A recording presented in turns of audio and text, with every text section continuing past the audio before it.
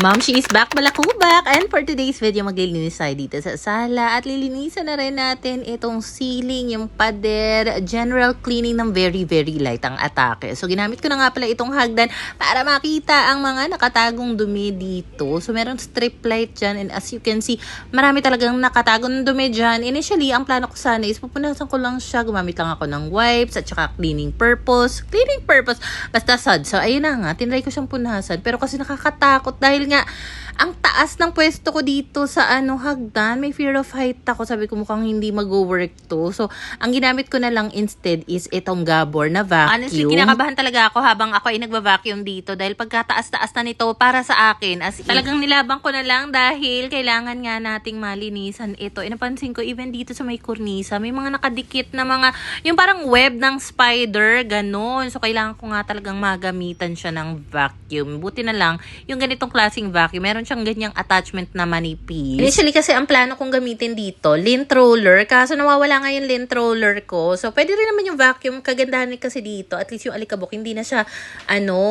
iikot-ikot pa dahil hihigupin niya na lang. Kasi kung ginamitan ko to ng, alam mo yung duster, yung mga feather duster, ganyan, feeling ko yung alikabok, iikot-ikot lang talaga pababaan like kapag ganitong vacuum. And then, pinasadahan ko na rin ng vacuum yung chandelier kasi meron na rin mga spider web doon. Alam mo, sobrang importante rin talaga na merong ganitong hagdan, lalo na kung naka-high ceiling kayo dahil paano nyo naman maaabot yung mga pagkataas-taas ng mga ceiling ninyo kung wala kayong ganyang hagdan. Pero kung sobrang tangkad nyo, di pwede na rin. And meron din pala ako nabasa before, nagtatanong kung yung ganitong klaseng vacuum ba eventually umiinit. Siyempre umiinit din yan, lalo na kung tuloy-tuloy mo yung gagamitin na walang patayan. Ako naman kasi, kada baba ko ng hagdan, ino-off ko rin naman yung vacuum. So, even nga itong mga pan-display ng aking landlady na mga pasalamin dyan or pa-mirror, vinacuum ko na rin dahil nga ang dami rin mga nakadikit talaga ng mga alikabok doon. So, ayan, almost na nga tayo sa ceiling. Alam mo, medyo may kalakihan din kasi itong sala, kaya talagang ma-effort siyang linisin, lalo na kung general cleaning talaga ang atake mo. Ngayon kasi, limited lang din yung time ko dahil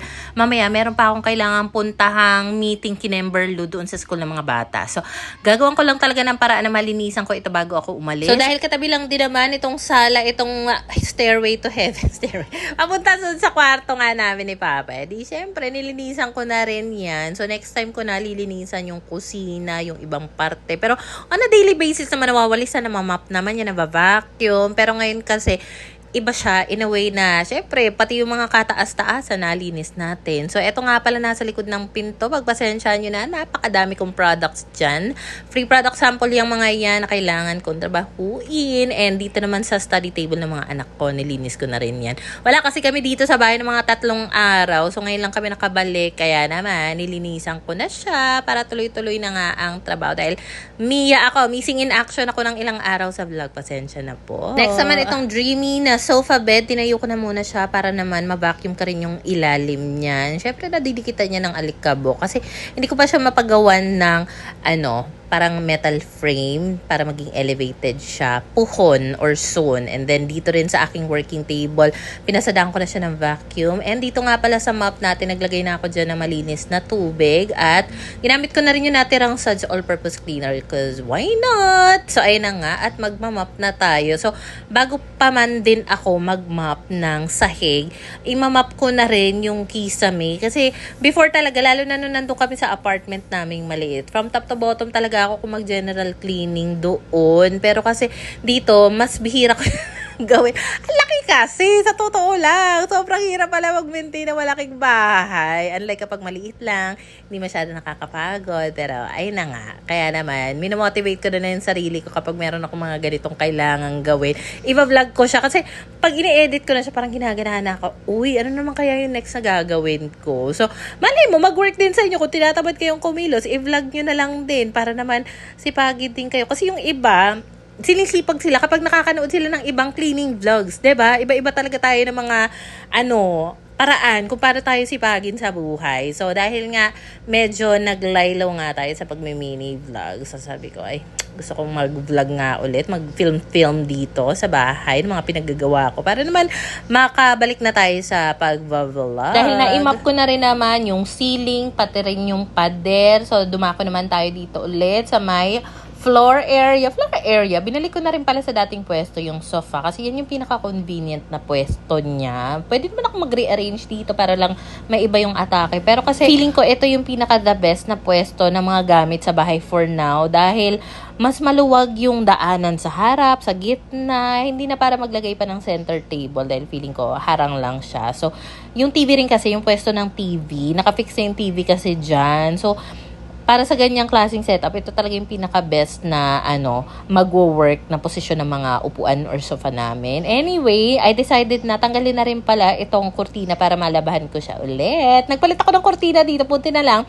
Itong lumang kurtina na binigay ko kay Papa, na itago niya pa. Kaso, kulang na to ng isang ring. Alam mo, balak pa nga sana ni Papa kunin yung isang ring pa dito. Ilalagay niya daw doon sa motor. So, ang gusto ko kasi mangyari is color gray naman yung atake ng sala. Diba nung nakaraan nga, color brown, beige, ganon.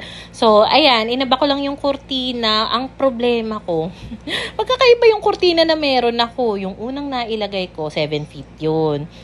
Semi-blackout. Ito naman, blackout talaga, tapos 5 feet lang. Ito talaga yung ginagamit kong kurtina nung nandun pa kami sa luma naming apartment. And unfortunately, wala na ako iba pang kurtina dahil ang bala ko sanang ilagay naman dito sa bintana ni Pinggoy ay roller blinds or Korean blinds. Kaso wala pala yung bracket. Kasi hindi rin naman talaga na isasara ng ayos ni Pinggoy yung kurtina dyan sa may computer area niya. Gawa ng nakasagad nga yung lamesa dyan sa may pader. So sabi ko nga, next time ko na lang tatanggalin yung kurtina dyan sa computer area once na makabili ako ng bracket para sa Korean blinds. So, Korean blinds na lang dyan, pero color gray din naman. So, pwede na. Pagpasensya nyo na rin pala, may mga kutsyon pa ulit dyan sa gilid. Di pa kasi siya na let go yung isa para sa kuya ko, yung isa may buyer na yan. Then, dito naman sa kabilang side, meron kaming dalawang sofa dyan. Ito yung bigay sa amin ni Kuya Harry. Napansin ko pagkatanggal ko nga nung sofa cover at saka sa ilalim niya, ang daming mga spider doon. So, ginamitan ko ng vacuum para nga higupin na